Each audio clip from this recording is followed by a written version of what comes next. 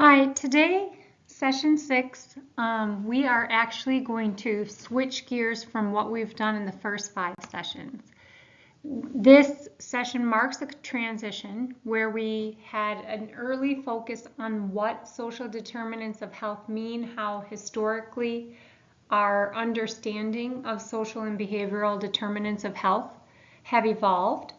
And we looked at examples of social structures such as race and ethnicity, cultural groups, and our membership in these, how social class and SES, social economic status, influences health, our immigration status, gender, and even our education. These are all social constructs that have a very important implication for our health trajectory over time and our long-term health outcomes.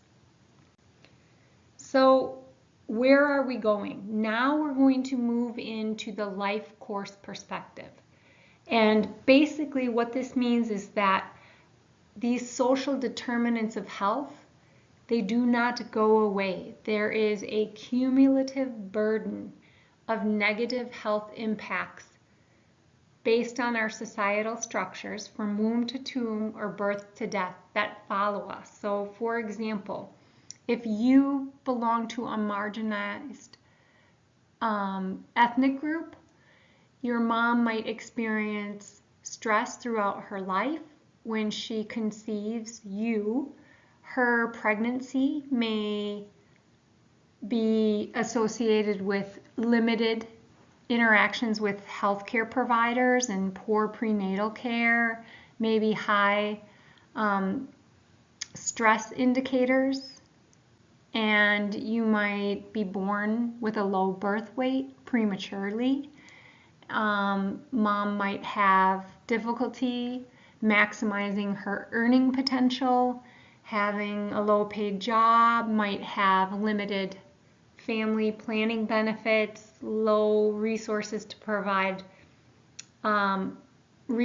areas and supports for breastfeeding, and therefore you might not get the benefits of breast milk for boosting immunity, etc., etc. So what we're going to do is we're going to look at unique developmental periods and priority populations, that how these social determinants look at different stages of life. So we're going to start with reproductive health and look at maternal and child health indicators. We're going to then move into adolescence, and then we will get into older adult health. Then just even looking beyond that, we're going to take the midterm, and then we move into social and behavioral topics such as violence and other emerging issues. But then our emphasis is going to be on solutions. And it is a great way to end in the final stretch of the course. We're going to look at individual level interventions and community-based and macro level approaches to these large social determinants of health. So it's interesting how each school of public health is structured. My MPH, my Master of Public Health, my specialty track was maternal and child health. When I look and have interactions with the University of Alabama at Birmingham, where I earned both my MPH and my PhD, the maternal and child health specialty track has gone away. It's been absorbed into different areas. You're typically not going to see, I think I know of one school of public health that has gerontology incorporated in it.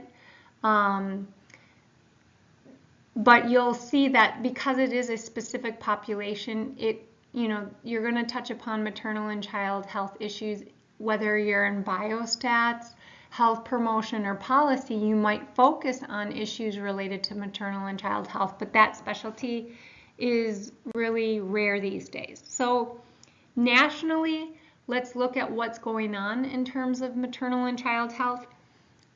If you go to Healthy People 2020, and I provide the links in just a few slides. Our overarching national goal is to improve the health and well-being of women, infants, children, and their families.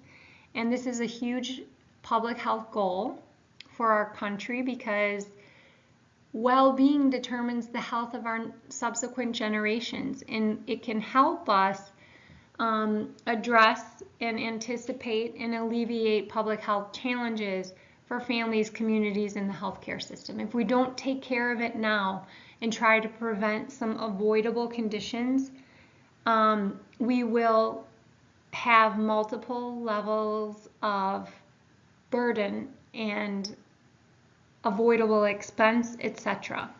So there are a whole number of objectives related to health behaviors, health system indicators such as access, and these all relate to the wellness and quality of life of women, children, and families.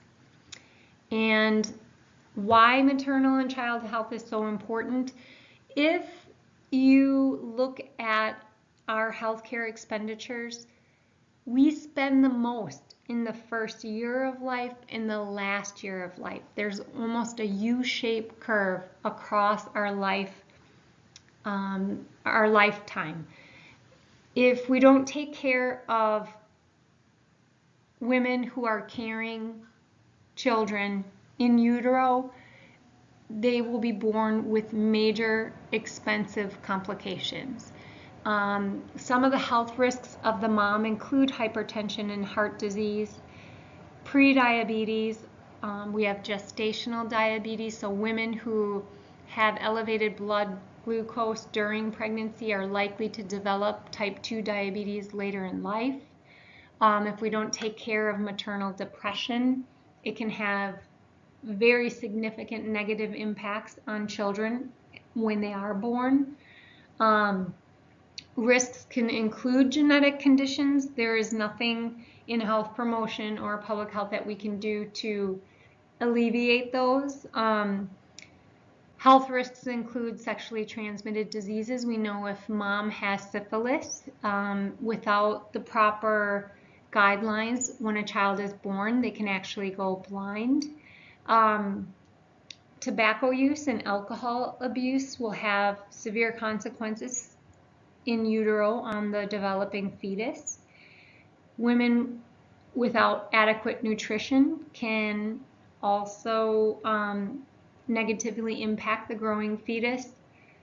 And the risk of maternal and infant mortality and pregnancy-related complications can be reduced by increasing access to quality prenatal care. Even before prenatal, preconception, taking folate-enriched foods, getting healthy before you're ready to even try to conceive. Interconception between pregnancies. I know one particular student who really considered birth order and the implications for spacing. Babies can have huge implications on mom and the children in their development. And these considerations and opportunities to intervene can have really huge impacts in terms of disability across the lifespan, as well as premature mortality and morbidity. Now, maternal and child health within the social determinant perspective, pregnancy is going to be influenced by those same social determinants that we have examined. How healthy people are. So if we are unhealthy during childhood, adolescence, what will be the difference to suddenly get us into shape when we're ready to start a family? So preconception health status is very important. Age is important, although that is continually being challenged. Access to appropriate preconception and interconception health care. Poverty can have implications. The physical and mental health of mom and caregivers has a huge impact on children as they grow and develop in utero and in infancy and childhood. And then racial and ethnic disparities, they persist, just like we looked in populations in terms of work and life and in communities. Moms, and particularly African American mothers, have the poorest birth outcomes, and we can't understand why. And you're going to see that in When the Bow Breaks, the video required for today's session, that you can have very high levels of education and yet have poor birth outcomes despite great ample access to the best health care in the world. What is it about being pregnant in the US for African American women? The lawyer that's featured in the Unnatural Causes segment, Kim Anderson, she actually came to GSU for one of our public health and law series, and I wish we had archives to the videos for that, but she is local, and I think you're going to find this segment really truly disturbing, because there is no clear rationale. So again, social determinants of mom's health, pre-pregnancy health status and her behaviors, environmental access to health care and other influences, the sort of neighborhood you live in, consider place matters, and what we saw in that segment of Unnatural Causes. That's going to have a huge influence if you're living in Bankhead versus Buckhead. There's going to be more crime and violence in one neighborhood than the other. And this being subject to chronic stress and the allostatic load and the hormones and the adrenaline running through a woman's system, it is going to affect her control of her hypertension, and this is going to impact the development of her growing fetus and young children. And then the cognitive and physical development transfers to children, that the health, nutrition, and behaviors of moms are going to be adopted by children. Now, one unique health behavior is breastfeeding, and in the US, just the recent negative outlash against moms feeding in public and having to cover themselves and nearly suffocate children so that her breast isn't exposed is really an issue. I've had several students that have focused on breastfeeding as a topic for their thesis. The benefits of exclusive breastfeeding for the first 6 months of life is very sound. The evidence for the benefits for immunity, development, growth, even the bonding experience has great positive, lasting effects for the children and moms. Moms are more likely to lose weight gained during pregnancy, are going to have better immunity, better sleep, etc.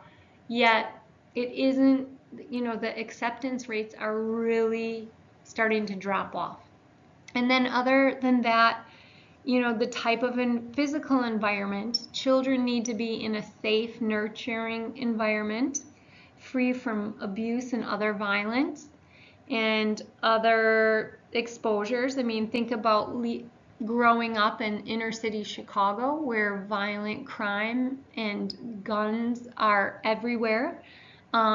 These have a huge influence on children. So, as I've mentioned before, you can find more about data and interventions, resources, and then the second bullet point here has a plethora of publications that you can read that align with all of the Healthy People 2020 goals for women, infants, and children.